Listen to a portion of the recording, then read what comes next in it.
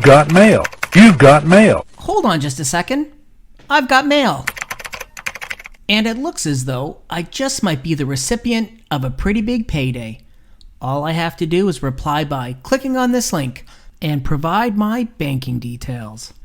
Wait a minute. Is this chance of fortune too good to be true?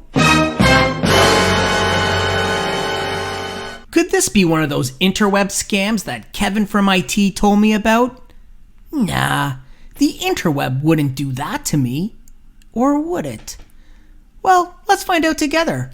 But before we do, why don't we check in with a cybersecurity expert? And it just so happens that today we've got one. What a coincidence. I'm Jeff Livingston, and this is ADP's Insights at Work podcast. Let's dive in.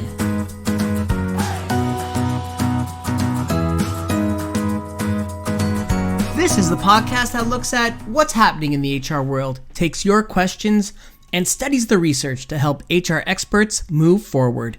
It's prepared by HR experts for HR experts. Since launching the Insights at Work podcast, we've had a wide variety of guests appear to talk about a wide variety of topics that really speak to the HR professional and how they can better support their career and their organization. I'd like to believe that if you're going to invest the time and listen to one podcast, well, it's going to be ours. So today, to continue making the time you spend so worthwhile, we have an incredible topic and guest. He's a keynote conference speaker, published author, and TED Talk presenter. Andre Boysen is the Chief Identity Officer for SecureKey. He's been named one of Canada's top 40 under 40 in recognition of his vision and accomplishments, and he currently lectures at Wilfrid Laurier's Schlegel Entrepreneurship Center. And of course, we are so very lucky to have him. Welcome to the podcast, Andre. Jeff, thanks so much for having me. Well, it's great to have a TEDx speaker finally on the podcast. Andre, HR and cybersecurity go hand in hand. It's clear that remote working is here to stay. Just think about this. Over the last year, some organizations have migrated from 5,000 workers in one place to workers in 5,000 places. As HR reestablishes work policies to accommodate these remote employees, we are seeing a new workforce, the hybrid workforce, one largely split between office and remote environments. Now, keeping your teams healthy and safe in this new normal, it's a top priority, as is making sure their remote endpoints are managed and secure. But with these changes come a list of concerns and issues that many organizations just aren't ready to address. So, Andre, I'm going to start with these questions. Do we need heightened awareness during this new normal? And how has the rapid shift to a remote workforce impacted the cybersecurity of businesses? That's a great question, Jeff. I guess all of us are working from home now and having to adjust to a new normal. And we're all used to the office environment where everything's set up and we have lots of support, but now we're all doing things from home. And for sure, that requires some additional security measures to be in place to make sure we can keep the information safe at home just as we do at the office. And that's changing things for all of us. So speaking about COVID-19, since the outbreak, the increase of cybercrime has been unprecedented, particularly in malware and corporate cybersecurity attacks. Hackers have chosen to exploit the work-from-home model where corporate networks that were once relatively secure can now be accessed from insecure locations like the employee's home. The hacker's job has just gotten a lot easier. They no longer have to work hard to create complex malware that needs to pass through tough corporate security solutions. They just need to fool the unsuspecting employee to open a malicious email attachment. Andre, before we get into the solutions part of the podcast, I wanted to spend some time highlighting the vulnerabilities and routine tasks that unsuspecting employees might be doing that's putting them at risk. There's lots of things that we're doing at our home that we wouldn't necessarily do at the office. I don't know about you, but I'm love to have all these gadgets in my house. And so my garage, my stereo, my door and cameras, and even light bulbs now are connected to the internet. So these all pose a risk in themselves. And then also, I do work stuff on my home computer, but I also do home stuff. And so downloading things from the internet that I might find entertaining or a game or whatever also pose risks.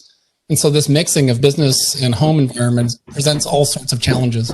So, Andre, what can our HR teams be doing to educate employees to ensure that work is being conducted securely to meet those challenges? All organizations have IT procedures that we need to follow. And, we're all used to taking laptops home from work and on the road when we're traveling. So following the regulations and the policies your organizations have set out are for sure important. But there's also work that needs to be done here to simplify the environment a little bit. One of the challenges is with the internet today is that there is no identity layer. And so we have this double diffusion problem. When I'm on the web, I don't know if I'm really talking to the website, I think. And that website doesn't know if it's really me either. So we do have some work to do to simplify this down so that everybody doesn't have to become a PhD in security to be successful on the internet. That's coming. But in the meantime, sticking to the things that you know and not clicking on things you don't know the source of is really important. Andre, let's talk about clicking on those links that, well, maybe we shouldn't. I'd love to hear your thoughts on something that happened to me about 5 years ago. Why, I recall it like it was just yesterday. Not because of the beautiful sky or birds chirping away outside my office window, but because my colleague came busting into my office like the Kool-Aid man, as if she had seen a ghost. And I kind of wish she had, because that would have been a lot easier to handle than this. Andre, my colleague had just clicked on a very tailored, very clever phishing link, and not only locked up her computer with all of our design files, but parts of our server too. We had just been hit with some ransomware, complete with what looked like a red screen of death and instructions on how to wire funds to an anonymous hacker. I'd like to think we handled it like champs, but looking back, there were things I wish I would have done differently. HR and IT professionals are seeing more and more ransom attacks nowadays. So in your opinion, at that moment, what should I have done and what should the HR professional know to do if this happens to them? So there's a few things to do here. One is protections to do in advance, is to make sure you always have ongoing backups of your machine so that this type of event is going to be less harmful. A lot of the computers now have automated backup systems, so you can always have current copies of all your files in the cloud with a secure backup. So that's probably your best defense. Another defense is always knowing what software is on your machine, not downloading software from third parties that you're not familiar with. And then also running the antivirus on your machine very frequently is also a good defense. And another protection you can have in place is using a good password manager. There's several that are out there, but two that are kind of top of mind is one is called LastPass and one is called Dashlane. And both of them allow you to have very long and complex passwords and change them very frequently, which also give you an additional protection. So those are some of the things you can do in advance. In the moment, when you're dealing with the event and you're not sure that you have a backup and your data is not there, you have to kind of consider the cost and benefit. How hard is it going to be for me to reconstruct my life without my data versus paying this criminal? And, then there's also the post-event thing to think about is, do they still have the connection that allowed them to get your data in the first place? So those are some things you've got to think about as you try to recover from this event. So how often do cyber attacks and ransomware come up? It is a very common phenomenon for sure. It's becoming less common as we get to more secure internet identity infrastructure. This is going to be harder and harder to mount. It's interesting that the way the crooks take advantage of your life is resetting your passwords and putting a new password on it, and then they give you that password back to solve it. And so the way to get out of this problem is not make passwords the primary security mechanisms for the internet. And so that's the quest that we're on, to provide, like we have secure payment infrastructure for the world, we're going to have secure identity infrastructure where you can choose your favorite provider and I can choose mine. And we can use that to anchor the things that we care about on the internet. And when we lose access to our internet, it's easy to recover. Just like when you lose your bank card, you make one phone call, you get it turned off and you can continue. That's where we're heading towards an identity. It's coming. But in the meantime, you still have to deal with some of this complexity and some of this pain and be careful on the internet. Andre, let's look at things through the employee's career lifecycle lens. And let's start with recruitment and onboarding. HR has access to large amounts of sensitive information, and they're handling more of that data over email than ever before. And it's become harder than ever to verify a colleague's request, especially when they're not in the same room as you.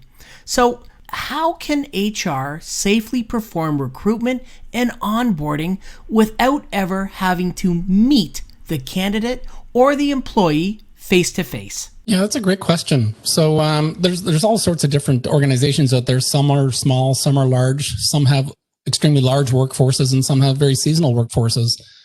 And so in the onboarding environment, we're trying to do a couple of things. We're trying to assess the identity of the person who's trying to become one of our employees. So we need to get the bank information and the tax information for sure. And then we're also going to want to review the things that are in the resume and maybe confirm university degrees and so on. And so today, the challenge is that making fictitious claims that to come off as quite credible is very easy to be conducted on the internet. And so there are tools that are coming out. One example is a service we have that allows Canadians to use their bank account to get access to all sorts of services online. So now, as an organization, if you want to onboard your employees, they can quickly provide tax information and bank account details to make it easy to onboard without ever meeting them face to face.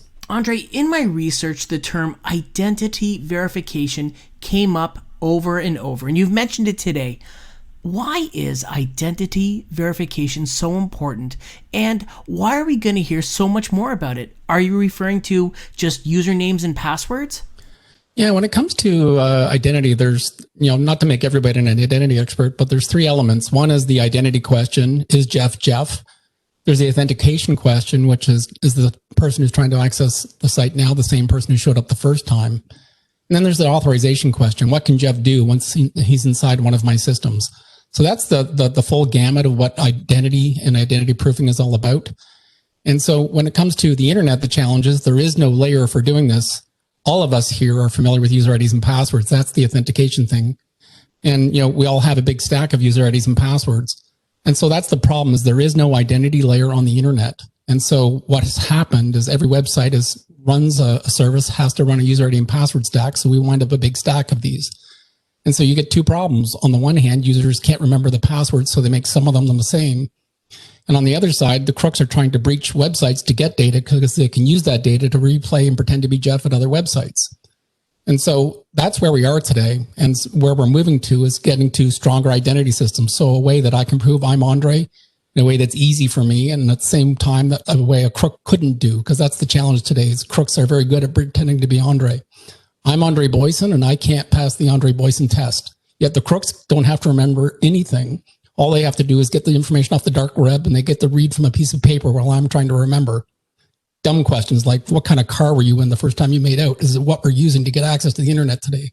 We need to make it better. Well, Andre, in my case, it was a 1973 baby blue Volkswagen Super Beetle.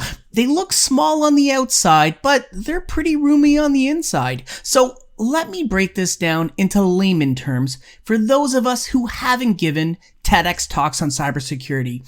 It sounds like the current password management process has a lot of gaps in it. After all, we're typically asked the same verification questions over and over through the different websites and platforms we interact with. Like, what's my mother's maiden name? Well, that's Melville. And when's my birthday? Well, of course, that's July 1st, 1973. Or who's my oldest cousin? That's Edward. My first pet? Oh man, do I miss Mr. Green Jeans? Well, then somehow the dark web and the criminals can get a hold of our answers when they infiltrate some of those platforms, and then they piece our password question responses together. Now, identity verification and the technology you're talking about is a third-party software that companies turn to. So rather than relying on their own teams to manage the password process and security around it, they turn to that third-party provider who then confirms the identity of the employee or the candidate. So from the HR perspective, when an employee forgets their password or has to prove they are who they say they are, rather than using data that could be obtained on the dark web, the third-party service can quickly and more securely confirm their identity and get them up and running on the company platforms. Oh, Did I forget that they sometimes also ask for my favorite movie? Well, which of course is Star Wars. Andre, have you seen that movie? It's a classic. Yeah, I'm a Star Wars nerd. I love the movies. One of the challenges is that, like, you and I are like inside the corporate environment, so relatively sophisticated as business people and as users, but trying to expect the local barista at Starbucks, as an example, to have a PhD in security when I'm accessing an internal system, and it's just not a realistic expectation. People are busy doing what they're doing. And so trying to expect in every moment they're going to turn on their PhD alert and say, oh, alert, alert, alert, Defcon 5 is just not a viable strategy. And so we need to simplify this down. And so my big push is stop pushing security out to users. It's a bad idea because they can't keep up. We need to simplify this down. The best way to make this system secure is to hide the security away from everybody. Okay, so now that we know how third-party verification works, how does the HR professional leverage this relatively new technology? There's two examples I want to talk. One is inside the organization, and the second is interorganizational. Inside the organization, when I'm a new employee and I've been on, for 3 months or whatever, and maybe I've gone away for a vacation and I come back and I want to reset my password. This is a high risk event, resetting my password inside the organization. And in times of COVID, I may not have met anybody at the IT help desk in person ever. And so the IT help desk has a challenge. Is this Andre or somebody who's managed to get information off Andre's laptop trying to reset his password? So that's one big risk area we need to sort out, is the password reset inside the organization. What can we rely on that our employee has already in their own possession that we can use as an anchor to make this password reset trustworthy? So that's one example. The second example is interorganizational. Maybe I run a small business and, I've got a bunch of folks that help me cut grass in the summer, and I plow driveways in the winter. And, what's happened is I'm not a very sophisticated business person. I don't understand IT. And so what happens is the crooks manage to get some of my data, and they call over to the payroll organization saying, my name's Andre and I need to get my password reset because I got to make payroll for all my employees and it's Friday night and help me. And so the challenge is the payroll organization I'm working with has never met me in person.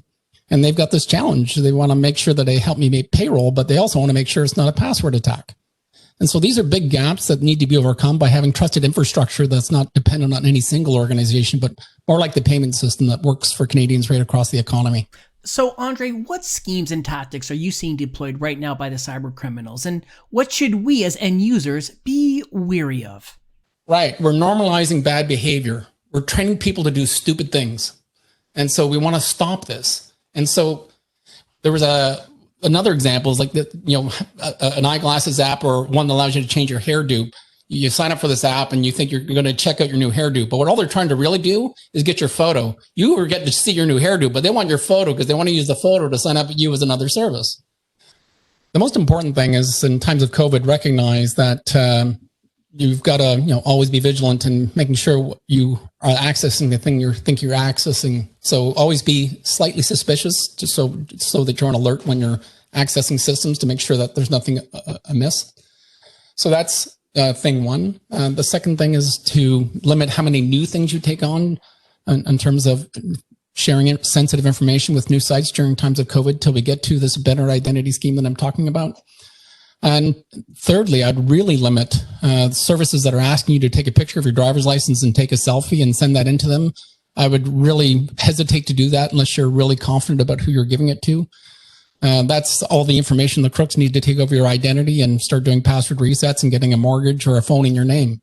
So limiting the amount of identity information you share, particularly when it comes to taking photos of documents and photos of yourself, is something I'd really be reluctant to do until we get to a stronger identity scheme. Always be vigilant or slightly suspicious. I think if I had a vote, those just might be the top two names I'd consider for it. Yes. And that new website you went to, I don't know how many times I've been to a new website like stupidsite.com that I thought was really cool.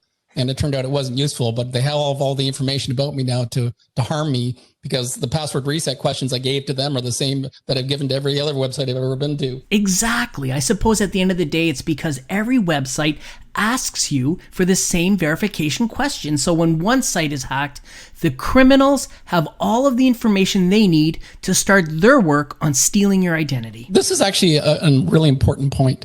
is that expecting users to have passwords that are 32 digits long, that are made out of Egyptian glyphs and change every 15 seconds is just not a realistic expectation.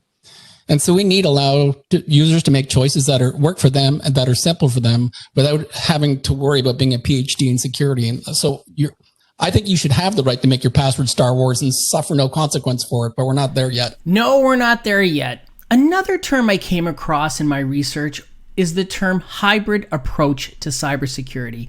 What's the hybrid approach to cybersecurity, and how can businesses integrate this? Hybrid approaches generally means blending different approaches. And so when you think about authentication as an example, banks often use what's called a layered authentication scheme. So they will have the user ID and password they gave you, but they also know, as an example, they've asked for permission to gather information about the device that you're on, as well as the IP address. And they also get a sense of what time of day and what locations you access the bank from. And so they use all of that data to make assessments about every new access to decide if it's you or not. So that's a hybrid or a blended approach. And so, when you think about, IT systems inside an organization, having a single gate on any system is probably not good security posture. You want to have a blend of measures for detection and prevention and remediation in place so that no single failure will give access to crooks. It's by having this blended approach or hybrid approach, you'll have better protection. Now, speaking about protection, with so many of us working remotely, we might find ourselves out and about running errands during working hours when we need to respond to a work concern. What's more secure, a company mobile device like your phone or a company laptop? Yeah, it's not a straightforward answer, actually, because part of it is how is your laptop or your phone connecting to the service you're wanting to access. And so Wi-Fi comes into this as well. Are you using cellular or Wi-Fi? Wi-Fi is tremendously risky because there can be surveillance on, and you and I are on the internet right now, but we don't know how many people are watching in on this call, as an example. So your connection is at least as important as the device itself. But on balance, I'd say the newer mobile devices actually have very, very good security measures in place that are tamper-proof. So it's harder for crooks to mount attacks on a phone directly than a laptop per se, because they can't do the downloads as easily on a phone as you can on a laptop. But still, there's tricks that users or crooks use, like things like sending you an SMS on your phone. So this is the problem. Users having to understand. None of the banks here in Canada send SMS messages out to their customers on their phone because they don't believe it's secure. However, lots of other organizations do. Facebook does it, Netflix does it, Amazon, and so on. So when my dad gets a message on his phone that purports to be from his bank and saying suspicious activity, log in now, my dad doesn't know how a URL works. He clicks on the link, and the next thing you know, despite the fact that his bank has very good security measures in place, they've got a breach on his hand just because my dad didn't understand what was going on. So all of that to say, it's not a simple device question. It's also the access method. Andre, I volunteer on a board for a local not-for-profit, and when we're conducting our audits with our accounting firm, they strongly recommend purchasing cybersecurity insurance. What are your thoughts on that? Is it a worthwhile investment? I think the short answer is yes. It's definitely a worthwhile thing to pursue and to have, but it's important also to understand what the limits of the policy are. So having it in place will allow you to recover and get back to where you were in some way and mitigate some of those costs. But you also need to read the policy carefully to understand what it covers and, more importantly, what it doesn't cover. Now, Andre, before we get to your list of favorite things, what else can businesses do to protect their cybersecurity? Do you have any advice for those who are listening? Okay, so here's the problem is that every website I've been to on the planet, they ask me these password reset questions. They make me make the long, crazy password, and then they ask me dumb questions like, where did you go to high school? What's your mother's maiden name? What kind of car were you in the first time you made out? Every website on the planet has the answer to those three questions. So even if they can't figure out my password, they can go to the new website, like my bank, and use the password resets they just got off stupidsite.com to reset my bank password questions because the answers are the same. So we have this diffusion issue. So if we want to shut down this problem, the way we're going to do it is by not having data about users sufficient to masquerade as them, which is where we are today. The crooks go do data breaches because they can harvest the data and make money. The way to solve the problem is make the data worthless. And the way we made the data worthless is having possession of the data alone is not sufficient to take over your identity. That's where we need to get to. The truth is that to the internet architecture we have is every website has to stand up a user ID and password stack. And no organization made that choice. It was the only choice available as the internet unfolded. But now there are better choices that are becoming available. So as you think about rolling out your new services and how you're going to onboard and manage the customer lifecycle you have for your employees and your customers, you should start looking to third-party network services that will help make this service better. This is going to make it cheaper and more cost-effective and less security risky than having your own user ID and password stack. And it's also going to make it more convenient and easier for the people who are trying to access your systems, both your customers and your employees. So stop with the user ID and password scheme of your own and start using network services, because it's going to be better for you and better for your customers. Okay, and now on to one of my favorite parts of doing the podcast, the time where I get to learn just a little bit more about what makes our guests tick. So Andre, relax, take a seat on the metaphorical ADP couch, and let's chat about your favorite things in life. Let's pull into the ADP Insights at Work Conversation Corner. Are you ready? Okay, let's do it. All right, let's do it. Andre, what's your favorite tool to help get work done? I use a task manager called OmniFocus. It does a great job of helping me keep a good vision on all the projects I have in my life and all the commitments I've made on each side of those projects and make sure I don't drop anything. And I use it to implement my strategy, my Get Things Done methodology that was written by David Allen. All right, what's your favorite resource to go to for industry information? We have an organization here in Canada, and I encourage actually all of your HR professionals to go investigate it, called DIAC, the Digital Identity Authentication Council of Canada, which is an organization that's working on solving this digital identity problems for business and for Canadians right across the economy. It's a great resource that I use when I want to get information about digital services and what types of problems different organizations are trying to solve. And it's a great place to learn about how to make this identity problem better. Awesome. Well, I'll have to check it out. Andre, what's your favorite music album? I like so many different kinds of music. I had a hard time answering this question, but if I went to one album that was the biggest, mind changer in my life would be Stop Making Sense by the Talking Heads. And a close second would be Animal Logic with Stuart Copeland, with some others who did two albums that were quite amazing. So those are the two that come to mind. Fantastic. What was your favorite toy as a kid? I had a wooden constructor set that was kind of like Meccano, and I loved it. It set me on a path of being a maker, which I still love and I'm still doing today. Well, to help the next generation on their path to success, what's your favorite piece of advice you'd give to someone who's just starting out in their career? I would say you want to become an expert in at least 2 domains. It's an extraordinary path to insight and growth, I think. It comes from when you can see and interpolate the things that are happening from different points of view. For me, it was the intersection of business and technology. And I came out in the technology scene when Windows 3.0 was the thing. And so there was a big gap between people who wanted to use computers and people who understood how they worked. And so I found a niche in there that's kind of took me through my career. When you look back in time, the most important person in the kingdom was always the translator. You had to be an expert in your own kingdom's culture as well as the visiting kingdom's culture. And you also had to know what the queen wanted. And that was an extraordinary position of power. And I say that's still true today. If you can become an expert at least 2 domains, you'll have extraordinary insights and a really profitable and interesting career. No truer words could be spoken. When I need to know what the queen wants, I just ask my wife or our 6-year-old daughter. I've got 3 queens in my life and I listen to all of them. Well, and on those wise words, it looks like we've run out of racetrack. Andre, it has been an absolute pleasure having you on the Insights at Work podcast. Thanks for coming on. I really appreciate the invitation. It was a great conversation, and let's go see the next Star Wars movies together. We'll talk again soon. And this is the part of the podcast where I thank everyone for listening in. I know it's tough to find time to carve out for thought leadership, and I appreciate you, the listener, for making the time for us. Anything we can do to help ourselves get better at something is time well spent. On our next episode, we'll be talking with more HR experts about today's most important HR issues. I'm Jeff Livingston. Thanks for listening. Stay safe, stay healthy, and be kind. We'll see you soon on our next episode of ADP's Insights at Work.